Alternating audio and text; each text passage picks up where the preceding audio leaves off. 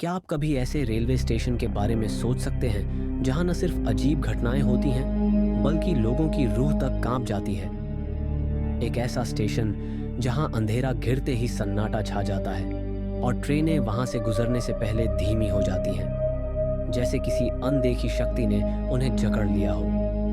हाय, मेरा नाम मनीष कनौजिया है और आज मैं आपको बेगुनकोदार रेलवे स्टेशन की उस खौफनाक कहानी से रूबरू कराने जा रहा हूं, जिसे सुनने के बाद आप इस स्टेशन पर अकेले जाने से पहले 1000 बार सोचेंगे।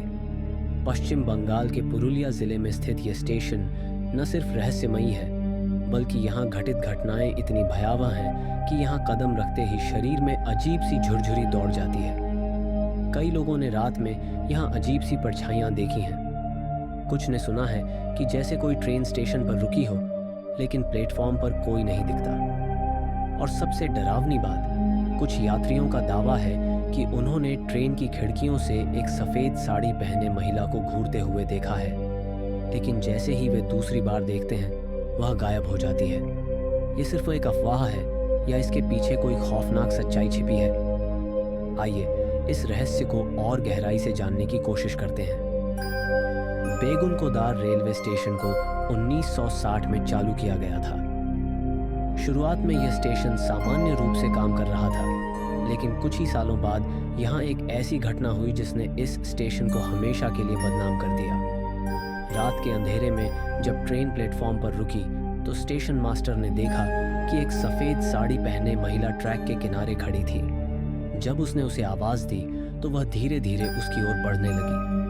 मास्टर के रोंगटे खड़े हो गए, उसकी आंखें सहम गईं और जैसे ही उसने पलक झपकाई वह गायब हो चुकी थी। इसके कुछ ही दिनों बाद स्टेशन मास्टर की लाश रेलवे ट्रैक पर बुरी तरह क्षत विक्षत पाई गई। उसका चेहरा किसी अज्ञात भय से विकृत हो चुका था।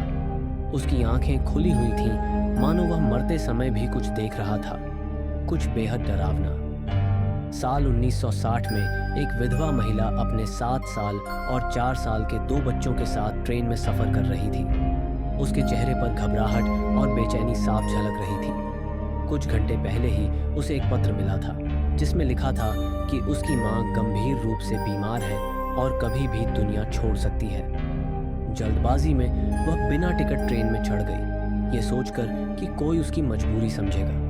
लेकिन जब टिकट निरीक्षक विजय उसके पास आया और उसने टिकट मांगा तो उसकी उम्मीदें चकनाचूर हो गईं। तुम्हारे पास टिकट नहीं है, नियम तोड़ने की सज़ा मिलेगी। विजय की आवाज़ सख्त थी। महिला ने विनती की, मेरे पास पैसे नहीं हैं, मेरी माँ अंतिम सांसें ले रही हैं, मुझे घर जाने दो। लेकिन विजय ने उसकी एक न सुनी। तभी पास में बैठे एक बुजुर्ग रामविलास ने हस्तक्षेप किया और कहा, बेटा जाने दो, ये विधवा है, मजबूर है। लेकिन विजय ने सख्त आवाज में जवाब दिया, अगर तुम्हें इतनी चिंता है तो तुम ही इनका किराया दे दो। आसपास के लोग ये सुनकर सहम गए। बुजुर्ग ने धीरे से कहा, मेरे पास होते तो मैं दे देता, लेकिन मुझे तो अगले स्टेशन तक ही जाना है, इन्हें तो बहुत दूर जाना है और इतना किराया मेरे पास नहीं है। विजय ने कड़वे स्वर में कहा, अगर नहीं है तो बैठ जाओ और चुप रहो। महिला ने बहुत समझाने की कोशिश की, लेकिन विजय टस से मस नहीं हुआ। बहस के दौरान अचानक ट्रेन ने झटका खाया, संतुलन बिगड़ा और महिला गलती से चलती ट्रेन से नीचे गिर गई। वह बेगुनकोदार स्टेशन के पास जा गिरी।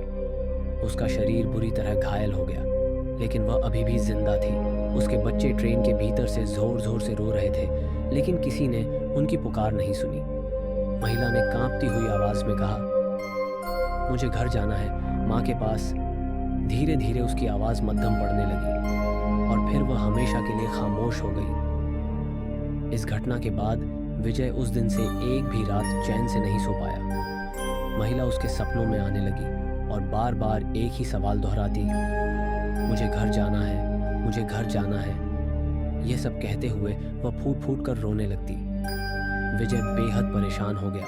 उसने यह बात अपनी पत्नी को बताई। उसकी पत्नी ने उसे बहुत समझाने की कोशिश की, लेकिन कोई फायदा नहीं हुआ। वह धीरे धीरे काम पर जाना भी बंद कर चुका था और बीमार पड़ गया। दिन में सोने लगा क्योंकि रात में उसे चैन नहीं मिलता था, लेकिन अब वह उसके सपनों में दिन में भी आने लगी। एक दिन तंग आकर उसने आत्महत्या कर ली। इस घटना के बाद स्टेशन पर तैनात कई कर्मचारियों ने वहां काम करने से मना कर दिया। लोगों का कहना था कि रात के समय स्टेशन पर किसी के चलने की आवाज़ें आती थीं, कोई दरवाजे खटखटाता था, लेकिन जब देखा जाता तो वहां कोई नहीं होता। सरकार ने इस स्टेशन की सच्चाई जानने के लिए एक विशेष पुलिस टीम को जांच के लिए भेजा। टीम को यह पता लगाना था कि यह सब मात्र अफवाहें हैं या फिर वाकई में कुछ असामान्य घटित हो रहा है। लेकिन जांच के कुछ ही दिनों बाद टीम के 3 सदस्यों की अचानक तबीयत बिगड़ने लगी। वे गंभीर बीमारी का शिकार हो गए और उनमें से एक अधिकारी की हार्ट अटैक से मौत हो गई। इस रहस्यमयी घटना ने सरकार को झकझोर कर रख दिया। इसके बाद सरकार ने इस स्टेशन को पूरी तरह से बंद करने का आदेश दिया।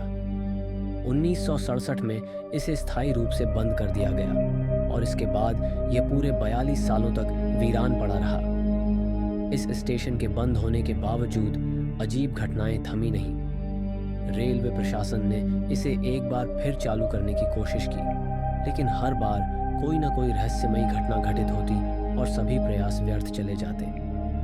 यहाँ रात में जाने की हिम्मत कोई नहीं करता था और जो गए वे या तो मानसिक रूप से विचलित होकर लौटे या फिर कभी लौट कर नहीं आए। 42 सालों बाद 2009 में पश्चिम बंगाल की सरकार ममता बनर्जी के नेतृत्व में ने इस स्टेशन को फिर से चालू किया, लेकिन आज भी कोई यहाँ रात में रुकने की हिम्मत नहीं करता। कुछ यात्रियों का कहना है कि जब ट्रेन यहाँ से गुजरती है तो अचानक ट्रेन की रफ्तार धीमी हो जाती है, जैसे कोई अनदेखी शक्ति उसे रोक रही हो। कई लोगों ने यह भी बताया है कि उन्होंने आधी रात को स्टेशन से किसी औरत के रोने की आवाज़ें सुनी हैं और कुछ यात्रियों ने तो यहाँ तक दावा किया है कि उन्होंने एक सफ़ेद साड़ी पहने महिला को ट्रेन के आगे आगे दौड़ते हुए भी देखा है, लेकिन जैसे ही ट्रेन पास पहुँचती है वह अचानक गायब हो जाती है, मानो कभी थी ही नहीं। क्या आप इस स्टेशन पर जाने की हिम्मत करेंगे? क्या आप रात भर यहाँ रुक सकते हैं?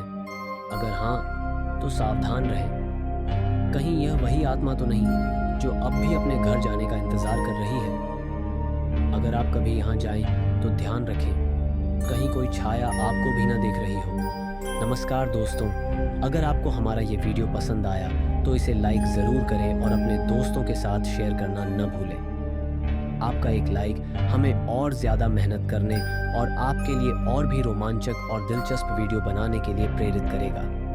हम वादा करते हैं कि आगे भी 99% रियल और ज़बरदस्त कंटेंट आपके लिए लेकर आएंगे। तो अभी हमारे चैनल को सब्सक्राइब करें और बेल आइकन दबाएं ताकि हमारे हर नए वीडियो का नोटिफिकेशन सबसे पहले आपको मिले। आपका समर्थन ही हमारी ताकत है। धन्यवाद।